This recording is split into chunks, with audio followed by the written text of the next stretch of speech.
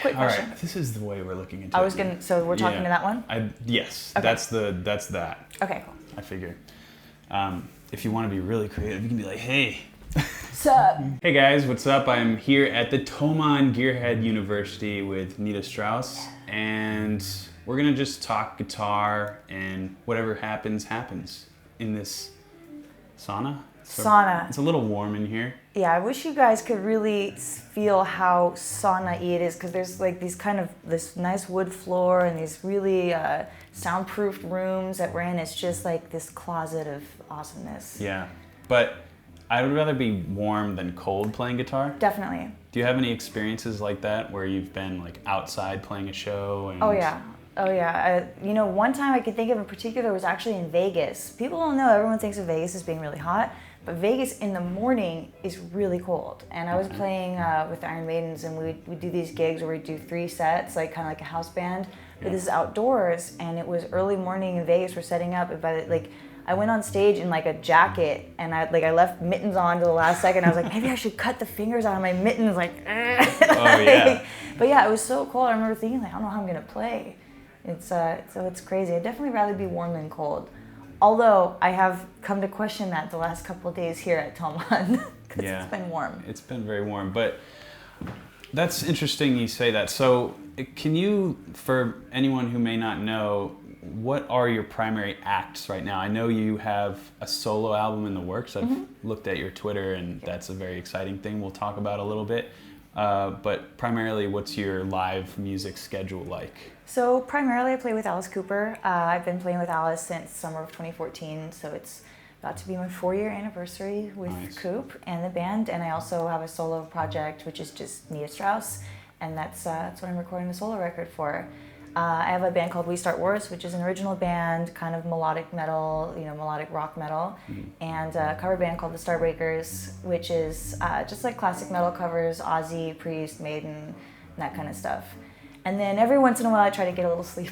Yeah, I was gonna say, I thought you were just gonna keep listing. I could actually keep going, because I have, my signature guitar, the Jeeva, came out this year, so I do a lot of clinics, a lot of events like this, talking about Ibanez and Marshall and educating everybody and doing all that stuff. So awesome. Yeah. So what is a story that pops into your head on maybe like a weird live story or cool story of on the road? What would your 2-minute story be? Funny live story is, you'll notice if you come to an Alice Cooper show that we have this nice black carpet covering the whole stage. Yeah, that's because of me.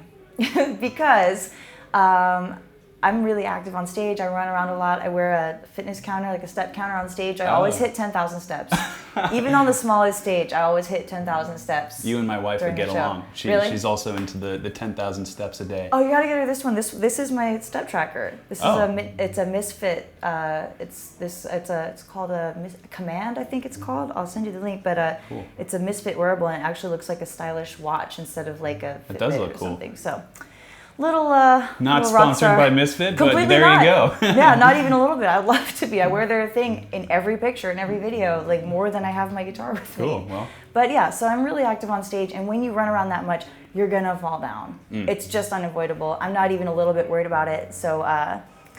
So yeah, but it happened enough times, and enough people saw it, and enough videos went up on YouTube. Nita Strauss falls down on stage that they finally had to. And at the end of the Alice show, we have bubbles. There's like these. They call them evil bubbles, but they're bubbles. I mean, how evil can bubbles be? They're bubbles. Depends on the music behind them. Yeah, I guess. I mean, it's School's Out, so it's kind of dancey. So they're School's Out bubbles. They're just festive bubbles, and. Cool. When you put bubbles on a stage, it gets very slippery. And when you have me running around all the time, finally, they had to carpet the stage because of me, because I fell down so many times. That is a pretty cool story. So, what is it like to rock just a giant in an Alice show? Like, what's the feeling? It's fun. The Alice show is its own thing. It's its own totally separate entity, because you have so many generations coming to an Alice show. I've played in so many bands. I've played with so many different artists, and they've mostly got their demographic. You go to a metal show, you're mostly going to see dudes age 18 to 25 or 30, and there's going to be some girls. There's going to be some older and some younger, but primarily you have your main people that are there. Alice shows, it's a total blend, half girls, half guys. kids, teenagers, millennials like our age, 30s, 40s, 50s, all the way up to people in their 70s and 80s rocking the Alice Cooper makeup and the top hat. So it's really cool. So, about your guitar playing, what would you sum up your guitar playing as? Because I was listening to a couple of different performances by you, and I was trying to sort of I always like to pick out influences, but yours seemed a little bit like a very versatile sort of array of different licks and styles. Thank you. Who would you say you sort of look after that doesn't play like you? Oh, wow. I'm really very heavily influenced by, Malmsteen and Jason Becker and, neoclassical stuff. Yeah. I don't get a chance to play it as much as I'd like to, but that's probably something that people might not expect from me, hearing, because I play a lot of classic rock songs, and there's no place for that kind of influence. But when I started playing guitar, I got Yngwie Malmsteen Play Loud, and all I wanted to do was play like Malmsteen, all the harmonic minor stuff that I could find. Yeah. And so my record's called Controlled Chaos, and that is kind of how I describe my playing style. It's, Nice. It's very chaotic, like, kind of hysteria, controlled hysteria. And I got the idea actually because that's how Vai described my playing to me. Steve Vai. When Steve Vai, Steve Vai's the reason I started playing guitar. That's cool. And, so when my first instrumental song, Pandemonium, came out last year, it was on Steve's label, Favored Nations. And he sent me an email, and because I sent him the song, just because I said, here's the song I submitted, I just wanted to send it to you too and get your feedback. And he said, your playing is kind of like controlled hysteria.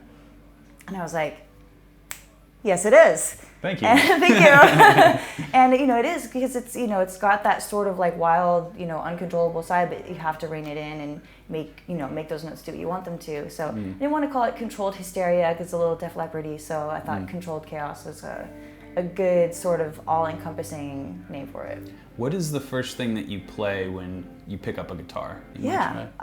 So one thing I like to play when I'm testing out new guitars, my song Pandemonium that we were just talking about. Okay. It's got this kind of chuggy riff in the verse, which goes like this.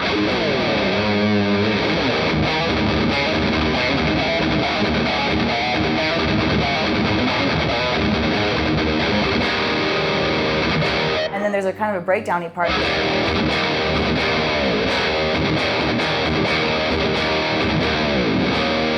I would like to see how it snaps back. I was making sure that delay wasn't on, and I realized it was. But yeah, it sounded cool with the delay too. Yeah, that's what matters. But you want to make sure that it can hit that nice tight, dive and come back and snap back. And that's a hard skill, having that in time, the sweep. Definitely. Because you can get down to the bottom too early, or you can come back too early or something like that. So I did a video yesterday showing a young girl guitar player, Philippa, how to use the whammy bar. She'd never used it before, and it was so cool. That must have been fun. Oh my God, it was amazing. Because I remember when I first learned how to use a whammy bar on an Ibanez RG120, the cheapest RG they've ever made. And I remember, doing exactly what Philippa did, and it was like not knowing, not being able to control it enough to stop at the bottom of the suite rather than coming up. And so it's an art in and of itself, and I love the way the Ibanez bridges. You have that nice flutter. You're not just stuck with it.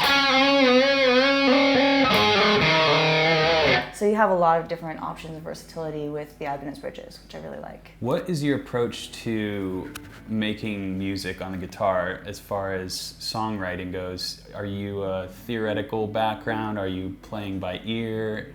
What's your kind of mindset? I'd say like 95% by ear. I learned a little theory on my own. I was totally self-taught. I took a few guitar lessons, and I took those in 2014 when I got the Alice Cooper gig.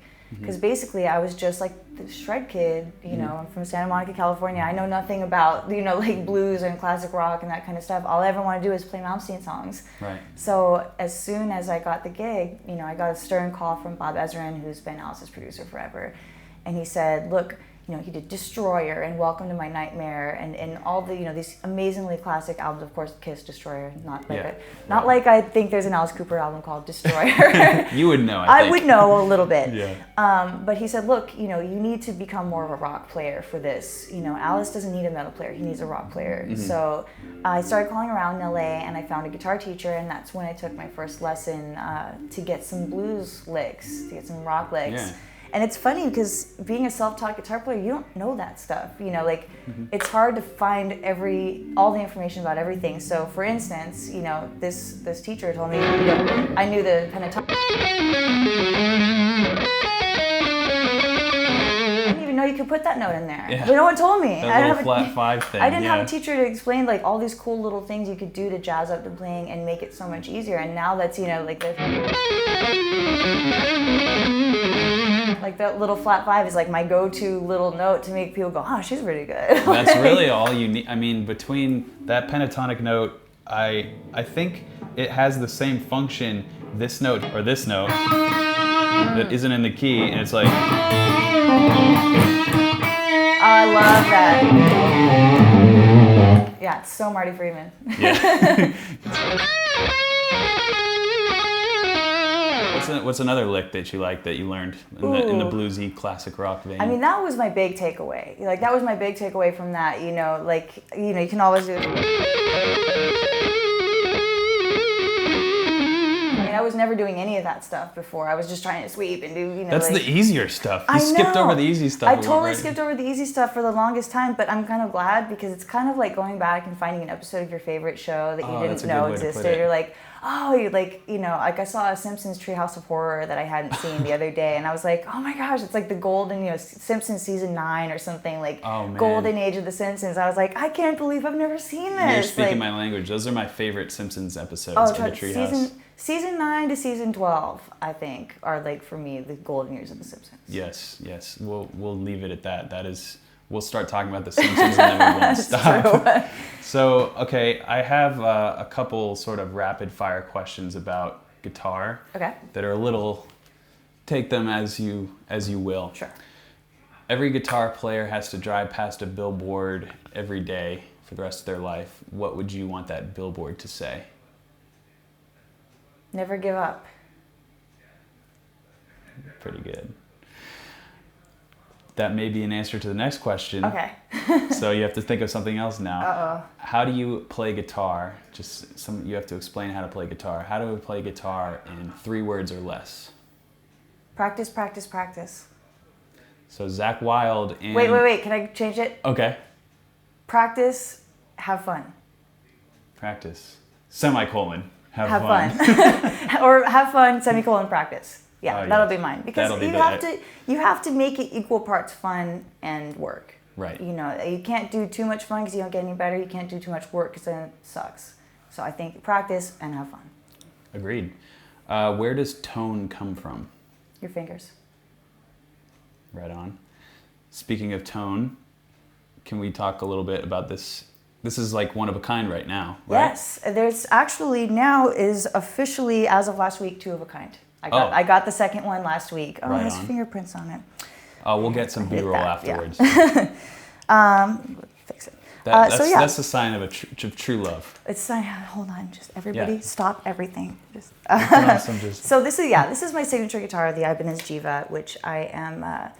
I always say that every guitar player has been designing their dream guitar in their head since they started playing the guitar. Okay. You always go, man, I love this guitar, but I hate that purple. I love this guitar, but I wish it had these pickups or this bridge, or I wish it had, a maple neck or whatever it is. And some of those things, obviously, you can drop in new pickups, but there's very rarely a guitar that's right off the shelf that's perfect. Yeah. And for me, this is that guitar. So it's kind of got all the specs. And the whole meaning, the idea behind the guitar is I feel like your guitar is an extension of yourself. It's got kind of like its own thing. It's a part of you, but it's got its own ideas. And so if your guitar is anything like my guitar, it runs away from you a lot of the time. Yeah. And so that's the meaning behind the name, the Jeeva. Jeeva is the Hindu word for basically your soul. It's the part of you that lives on after your body is gone. And I hope that this guitar and the music that not only I make, but that people make with this guitar is something that's timeless and something that lasts forever. So that's the theory. It even has its own heartbeat, as you can see. I was gonna say that looks like an EKG or something. It is. It's so we called it the beaten path inlay, and it's based on EKG. You can see the spikes obviously correspond to 3, 5, 7, 9, 12, and so forth. Very and nifty. Of course, as you get up higher to the soloing, the heartbeat gets faster. Yep. Which I love. Very cool. It's an ebony fretboard, a mahogany body, quilted maple top. It does have lumen lays on the side, which are super lifesaver on a dark stage. I don't know if you'll really be able to see in the camera, but so they sort of. So you have to charge it glow. up. Yeah, you have to charge it up with. I do it with my phone actually. You can use the LED flashlight on your phone, but nice. you know it's much better if you have a real flashlight. It's faster. But if you hold your phone over it, you could do it like that. And you just do it like that, you know, just run the LED over the neck a couple times, and then you can see on a dark stage, which is a huge That's lifesaver. really cool. It's like an organic built-in feature as opposed to like a battery-powered thing. Yeah, it's nothing that's gonna cause hum or affect your tone, or you need to, you know, charge externally or anything. Your 9 volt's not gonna run out, and you go, I can't see my fretboard. Like, no, solo's coming up. Well, especially, you know, on the Alice Cooper stage, we start a lot of the songs in complete black. Yeah. You know, there are no lights on the stage. And it's funny because I see the guys with their Gibsons over on the side of the stage, like sometimes they'll start on the wrong fret or they'll have to walk out from the back with their hand in position.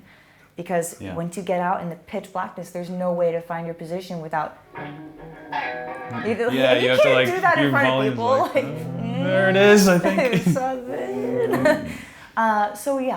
the lumen layers are a really cool little feature that it's a lot of little Easter eggs like that on the guitar. Some are functional, like the lumen layers.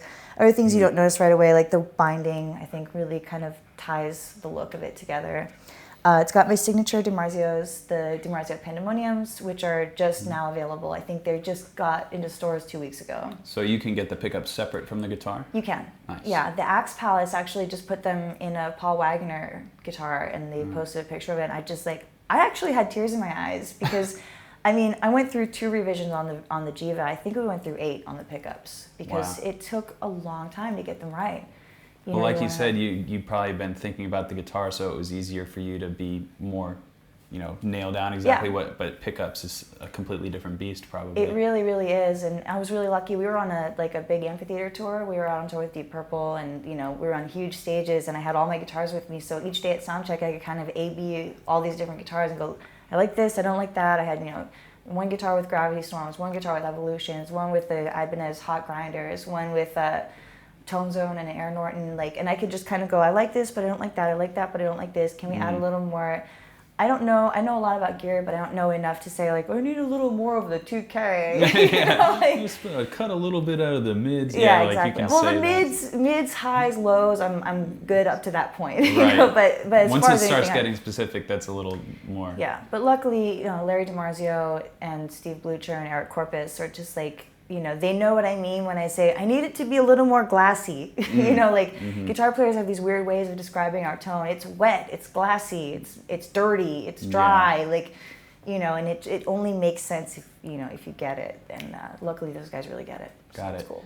What would you say some words of encouragement for somebody who's kind of stuck in a rut in their guitar playing? Because a lot of my audience, I get questions from them asking how to sort of get out of a funk.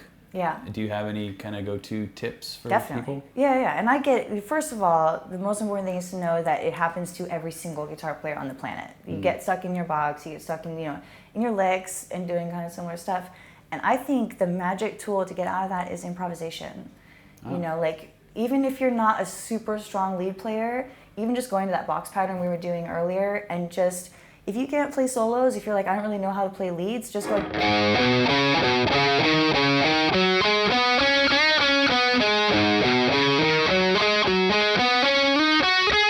You know, just little simple things like that.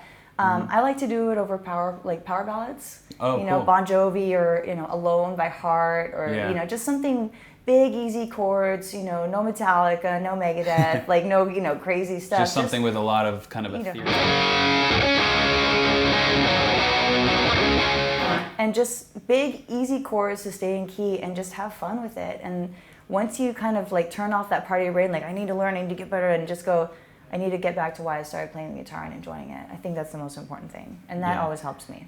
That's great advice. Yeah, just getting back to that thing that sparked the fire, like putting on a backing track, ripping over something is always a sort of recipe for finding success again. Can I play a couple chords and you can improv a little bit? Absolutely. Some stuff?